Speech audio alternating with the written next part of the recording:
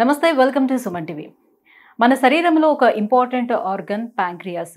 ఇది 2 పనులు చేస్తుంది. ఒకటి మన బ్లడ్ షుగర్ లెవెల్స్‌ని రెగ్యులేట్ చేస్తూ ఉంటుంది. అండ్ మన డైజెస్టివ్ సిస్టమ్ అంటే ఏదైతే డైజెషన్ ఉంటుందో దానికోసం హెల్ప్ చేస్తూ ఉంటుంది. అయితే ఇటువంటి ప్యాంక్రియాస్‌లో ప్యాంక్రియాటిక్ సిస్టులు అనేవి ఏర్పడుతూ ఉంటాయి.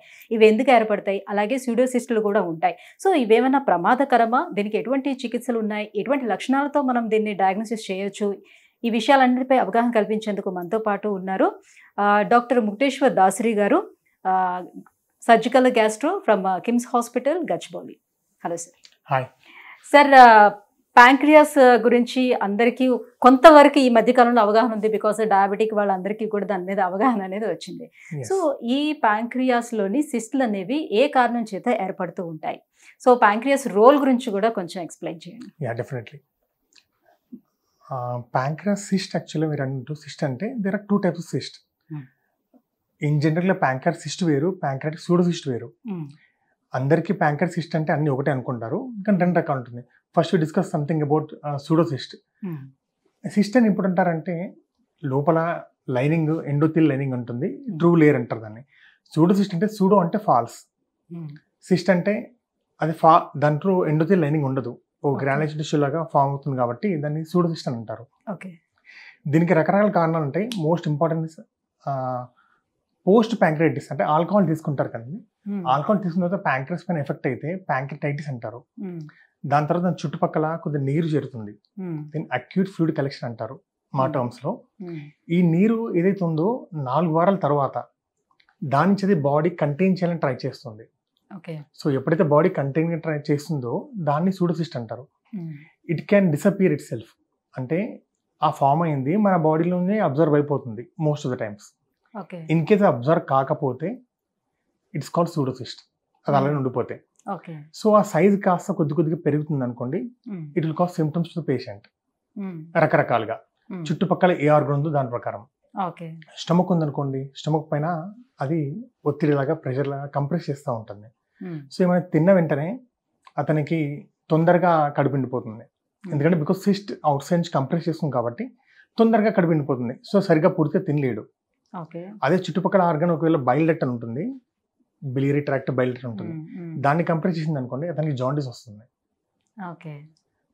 అలాగే స్ప్లీనిక్ వీన్ అని ఉంటుంది ఒకటి, అది ఆ చుట్టుపక్కల ఉంటుంది, దాన్ని కంప్రెస్ చేస్తే ఇట్ కెన్ కాజ్ స్ప్లీనోమెగాలి, అంటే ఇక్కడ స్ప్లీన్ పెద్దగా అవుతుంది. పెయిన్ అనేది ఏదో ఒక దగ్గర ఒక ప్లేస్ లో వస్తుందా, లేకపోతే డిఫరెంట్ అంటే ఇప్పుడు మీరు చెప్పిన ఇష్యూస్ ప్రకారం డిఫరెంట్ ఏరియాస్ లో? ఆబ్వియస్లీ ఎక్కడ ఉంటుందో దాని ప్రకారం. మోస్ట్ ఆఫ్ ద టైమ్స్ అది ఉండే ఆ లొకేషన్ అంతా స్టమక్ వెనక ఉంటుంది. So most of symptoms like ఇలానే ఉంటుంది, లైక్ ఎర్లీ సెటైటీ, అంటే తిన్న వెంటనే తొందరగా కడుపు నిండిపోవడం, ఇలాంటి సిమ్టమ్స్ వస్తూ ఉంటాయి. These are all the symptoms of pseudocyst of pancreas. నేను ఇప్పుడు చెప్పేంత ఓన్లీ సూడోసిస్ట్ గురించి. ఇది రావడానికి ఆల్కహాల్ ఒక కారణం అయితే గాల్ స్టోన్స్ అని ఉంటుంది ఇంకోటి. మన గాల్ బ్లాడర్ స్టోన్స్ చిన్నగా ఉన్న ప్రాబ్లం, పెద్దగా ఉన్న ప్రాబ్లం.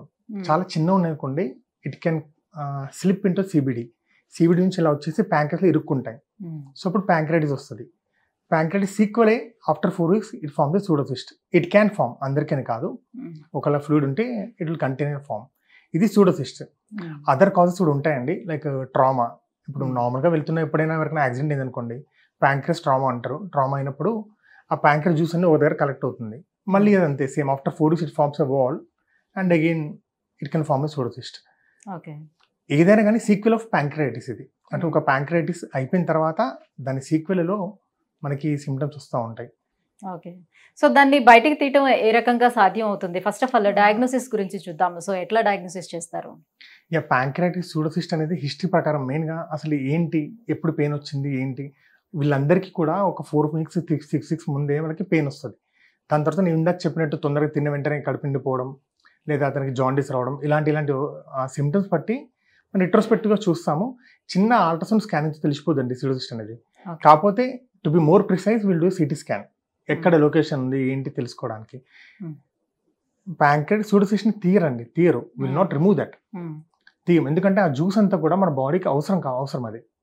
సో దాన్ని తీయడం అంటే ఉండదు, దాన్ని మన బాడీలో మిగతా ఇంటెస్టైన్ పార్ట్కి కలుపుతాము. రకరకాల సర్జరీస్ ఉంటాయండి దానికి, కానీ అది కలిపేస్తాం మామూలుగా. Both we'll do laparoscopic, robotic or open, ఎలా చేసినా అల్టిమేట్లీ అయితే అదే మన బాడీలో ఇంకో ఇంటెస్టైన్ దాన్ని కలిపేస్తే ఆ జ్యూస్ దానిలోకి వెళ్ళిపోతుంది. అతనికి ఆ సిస్ట్ సైజ్ తగ్గిపోతుంది, సిమ్టమ్స్ అన్ని తగ్గిపోతాయి. ఇది సూడోసిస్ట్ గురించి. వెరాస్ మీరు అడిగిన ఫస్ట్ ప్యాంకర్ సిస్ట్ అన్నారు కదా, cyst are multiple types. Cyst కూడా మనకి ఒక ప్యాంకర్ సిస్ట్ రాగానే అందరు ఏమనుకుంటారంటే అది క్యాన్సర్ ఏమో అని భయపడతా ఉంటారు. కానీ cyst there are wide range from benign to malignant. అంటే చిన్న సిస్ట్ కా నుంచి పెద్ద మ్యాలిగ్నెన్సీ సిస్ట్ వరకు రకరకాలు ఉంటాయి. లైక్ క్లాసిఫికేషన్ మేము అనుకున్న ప్రకారం అయితే క్లాసిఫికేషన్ చెప్పాలంటే కొద్దిగా చాలా పెద్దగా ఉంటుంది. లైక్ సీరియస్ సిస్ట్ అడినోమా అంటారు, మ్యూసినస్ సిస్ట్ అడినోమా, IPMN, ఇంకా రకరకాలు ఉంటాయి. కాకపోతే వీటిలో కూడా సీరియస్ సిస్ట్ అడినోమా అనేది ఏంటంటే నీరులాగా ఉంటుంది, నీటి గడ్డలాగా ఉంటాయి. వీటికి సర్జరీ అవసరం ఉండదు మోస్ట్ ఆఫ్ టైమ్స్. అంటే ప్యాంక్రియాస్ సిస్ట్ అనగానే వెంటనే సర్జరీ అని మైండ్లో వస్తుంది. కానీ అటాప్సీ చేస్తే లైక్ 100 మందికి 100 కాదులేని 1,00,000 మందికి సైజ్ అనేది పెరిగి ఉండేటప్పుడు దాన్ని రిమూవ్ చేయడానికి అవధానాన్ని అలా ఆలోచిస్తారు కదా. మీరు అన్నది కరెక్టే, సిస్ట్ సైజ్ బట్టి ఉంటుంది. కానీ మోస్ట్ ఇంపార్టెంట్ సిస్ట్ సైజ్ కన్నా ప్యాంక్రియాస్ సిస్ట్ అనగానే ఇజ్ ఇట్ బికమ్ ఎందుకు అంటే సిమ్టమాటిక్ ఆర్ నాట్, అది ఇంపార్టెంట్. ఇప్పుడు సిస్ట్ ఉండడం వేరు. ఇప్పుడు మనకి ఎలా తెలుస్తుంది ప్యాంక్రియాస్ సిస్ట్ అంటే 2 రకాలు ఉంటుంది. ఒకటి మీకు కడుపు నొప్పి రావడం వల్ల ఈ స్కానింగ్ చాలా కామన్ చేస్తారు కదండి, అల్ట్రాసౌండ్ కానీ సిటీ స్కాన్, అలా తెలుస్తుంది. రెండోది ఏంటంటే వేరే దానికోసం మీరు స్కానింగ్ చేశారు కానీ సిస్ట్ బయటపడుతుంది, మీకు సిమ్టమ్స్ లేవు. సో అలాంటప్పుడు అది దానివల్ల మనకి ప్రాబ్లం ఏంటి తెలుసుకోవాలి. Whether it will cause malignancy, అంటే అది క్యాన్సర్గా మారుతుందా మారదా. అందులో రకమే సీరియస్ సిస్టోనోమా అంటారు. అది క్యాన్సర్గా మారే ఆప్షన్ చాలా తక్కువ అండి. 1,00,000 మందికి అటాప్సీ చేస్తే చనిపోయిన తర్వాత చేసి చూస్తే ఒక 20% వాళ్ళకి ఇట్లా సీరియస్ సిస్టోనోమా ఉంటుంది. కానీ it will not cause any malignancy. So అది ఊరికే సర్జరీ చేయడం కూడా అంత. సో సిమ్టమ్స్ లేనప్పుడు కామన్ గా ఎవరు కూడా రారు, చెకప్ చేయరు. సో అప్పుడు ఆ సైజెస్ అన్ని సిస్టమ్ లోపల పెరిగాయి అని అనుకుందాం. సో ఇది ప్రమాదానికి దారి తీస్తుందా లేదా, లేకపోతే లైట్ తీసుకోవచ్చా, ఎట్లా ఉంటుంది? They should be follow up. ఇప్పుడు వాళ్ళకి సిమ్టమ్స్ లేవు అనుకోండి, అది డిపెండ్స్ అపాన్ ద సిస్ట్. ఇందాక చెప్పినట్టు ఒకవేళ మ్యూసినస్ సిస్ట్ అడినోమా, IPMN ఇంకోటి చెప్పాను కదా, ఇంటర్రెక్టల్ పాపులరీ మ్యూసిలస్ నియోప్లాజ్మా, ఇట్లా ఉంటాయి కొన్ని రకరకాలు. అవి మ్యూసిన్ ప్రొడ్యూస్ చేస్తూ ఉంటాయి. These are high risk of converting into malignancy. వీటికి సర్జరీ చేయాల్సిందే క్రైటీరియా ఉంటుంది. అంటే ప్రతి 6 months ఒకసారి మళ్ళీ స్కానింగ్ చేసి చూస్తాము, సైజ్ పెరుగుతుందా, ఏమైనా లోపల క్యాన్సర్ మార్పులు వస్తున్నాయా, వాటికైతే సర్జరీ చేయాల్సి ఉంటుందండి. అదే సీరియస్ సిస్టోనోమా డిఫరెంట్, అది సైజ్ కొద్దిగా పెరిగినా కానీ most of the time will not offer surgery. అది చూడగానే మనకి ఆ CT స్కాన్లో తెలిసిపోతుంది అది ఎలా ఉంటే ఏంది అని. అన్లెస్ పేషెంట్ ఈ symptomatic or if it's turning into malignancy, like ఏదైనా సిమ్టమ్స్ వస్తాయి తప్ప, అంటే దాంట్లో ఏమైనా వేరే రకరకాల చేంజెస్ వస్తాయి తప్ప సీరియస్ సిస్టోనోమాకి సర్జరీ చేయరు ఇన్ జనరల్. ఏంటి లైక్ మెడికేషన్ తోటే కంప్లీట్ గా మెడికేషన్ ఏమి ఉండదండి దానికి. They will leave that like that and they will die like that, అలా ఏమి ఉండదు. అండ్ నేను ఇది ఎందుకు చెప్తున్నానంటే చాలా వరకు నాకు వచ్చిన పేషెంట్స్ కూడా సిస్ట్ అండి సర్జరీ అంటారు. సిస్ట్ అంటే సర్జరీ ఏమి ఉండదు. Depends upon the symptoms, depend what type of cyst. There are multiple variety of cyst. రీసెంట్గా సర్జరీ చేసాం మేము. ప్యాంక్రియాస్ టేల్ పైన ఒక సిస్ట్ ఉంది, సిస్టిక్ లీజన్ ఉంది. దాన్ని స్పెన్ అంటారు, సాలిడ్ పాపులరీ సూడో పాపులరీ ఎండోథెలియల్ నియోప్లాజం అంటారు. అంటే అది బినైన్ ట్యూమరే, అగ్రెసివ్ బినైన్ ట్యూమర్. దాని సర్జరీ అవసరం, యంగ్ పేషెంట్స్కి వస్తుంది. కానీ అది క్యాన్సర్ కాదు, అంటే భయంకరమైన క్యాన్సర్. సర్జరీ చేశాక వాళ్ళకి ఏదో స్ప్రెడ్ అయిపోతుంది, చనిపోతారు, ఇలా కాదు. అది చేసిన తర్వాత they are happy, we're happy and we're done in minimal access. అది లాప్రోస్కోపీలో చేసాం మేము. They are also happy. So అంటే దాన్ని అలానే వదిలిపెట్టేస్తే అదర్ కాంప్లికేషన్స్ అలా సిస్ట్ వదిలేసి అంటారా? కొన్ని సిస్ట్లు వదిలేమండి. That can increase in size, that can ఇంకా మెటాస్టేస్. అంటే cyst depends upon its nature, it can spread. మన బ్లడ్ ద్వారా కానీ లింఫాటిక్ ద్వారా కానీ స్ప్రెడ్ అవుతుంది. ఒకవేళ స్ప్రెడ్ అయిపోయింది అనుకోండి, అప్పుడు మన చేతులు ఎత్తేయడమే. మన దగ్గర ఆప్షన్ సర్జరీ ఉండదు. అప్పుడు కీమోథెరపీ, రేడియోథెరపీ అలా వెళ్ళిపోవాల్సి వస్తుంది. దాన్ని స్టేజ్ 4 అంటారు కదా, అలా అయిపోతుంది. సో ఇప్పుడు గాల్ బ్లాడర్లో స్టోన్స్ వచ్చేటప్పుడు గాల్ బ్లాడర్ని తీసేస్తున్నారు. సో నో ఇష్యూ అని చెప్తున్నారు. దానికి ఆల్టర్నేటివ్ అయితే ఒకటే సొల్యూషన్ చూపిస్తున్నారు. వెరాజ్ అట్లాగా ప్యాంక్రియాస్లో వచ్చేటప్పుడు దాన్ని తొలగించడానికి సాధ్యం కాదంటారా? ఎగ్జోక్రైన్, ఎండోక్రైన్ అంటారు. ఎండోక్రైన్ ఫంక్షన్ అంటే మన బాడీలో ఇన్సులిన్ ప్రొడ్యూస్ చేసేది అదే, గ్లూకోగాన్ ఉంటుంది హార్మోన్, అది ప్రొడ్యూస్ అదే. So various type of endocrine hormones produce చేసేది ప్యాంక్రియాసే. అది లేకపోతే కంప్లీట్గా పేషెంట్ ఇన్సులిన్ మీద డిపెండ్ అవ్వాల్సి ఉంటుంది అండ్ వేరే అదర్ హార్మోన్స్ కూడా ఇవ్వాల్సి వస్తుంది. ఇది కాకుండా ఈవెన్ ప్యాంక్రియాస్ తీసిన తర్వాత కూడా ఇన్ కేస్ మనం ప్యాంక్రియాస్ మొత్తం తీద్దాం అనుకున్నా, it's a very complicated surgery. అంటే వెరీ హై రిస్క్ సర్జరీ. మనం ఒకవేళ ప్యాంక్రస్ తీసిన తర్వాత అతను ఆన్ టేబుల్ కానీ తర్వాత పోస్ట్ ఆప్లో కానీ 50% మార్బిలిటీ ఉంటుంది అండ్ మోస్ట్ ఆఫ్ టైమ్స్ చనిపోయే అవకాశాలు ఎక్కువ ఉంటాయి. సో అందుకే ప్యాంక్రస్ అన్నెసెంట్ ఇండికేటెడ్ సర్జరీస్ ఎక్కువ చేయొద్దు. ప్యాంక్రస్కి అతుక్కునే డ్యూడినం అని ఒక స్ట్రక్చర్ ఉంటుంది. మనం తిన్న ఫుడ్ అంతా స్టమక్ నుంచి డ్యూడినం వెళ్తుంది, స్మాల్ ఇంటెస్టైన్ అంటారు. సో ఇప్పుడు కానీ ప్యాంక్రస్ దగ్గర ఎక్కడ సిస్ట్ తీయాలనుకున్న హెడ్ దగ్గర మన డ్యూడినం కూడా తీస్తాము. సో అది తీసేస్తే చాలా పెద్ద సర్జరీ, ఒక 2-3 స్ట్రక్చర్స్ని మళ్ళీ కలపాల్సి ఉంటుంది.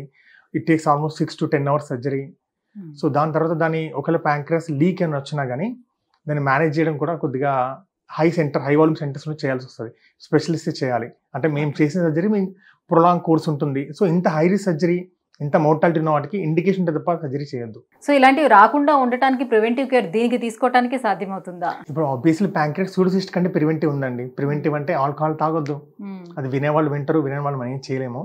కానీ ఆల్రెడీ క్రానిక్ ప్యాంక్రియాటిస్ అని ఉంటుంది. అంటే ప్యాంక్రియాస్ అక్యూట్, క్రానిక్ అంటే అక్యూట్ అంటే ఇమీడియట్గా ప్యాంక్రియాటిస్ అయిపోయిన తర్వాత, క్రానిక్ అంటే వాళ్ళకి జెనెటికల్ కానీ లేదా క్రానిక్ ఆల్కహాల్ తాగడం వల్ల కానీ ఆల్రెడీ పాడైపోయి ఉంటుంది, దాంట్లో ఫామ్ అవుతుంది.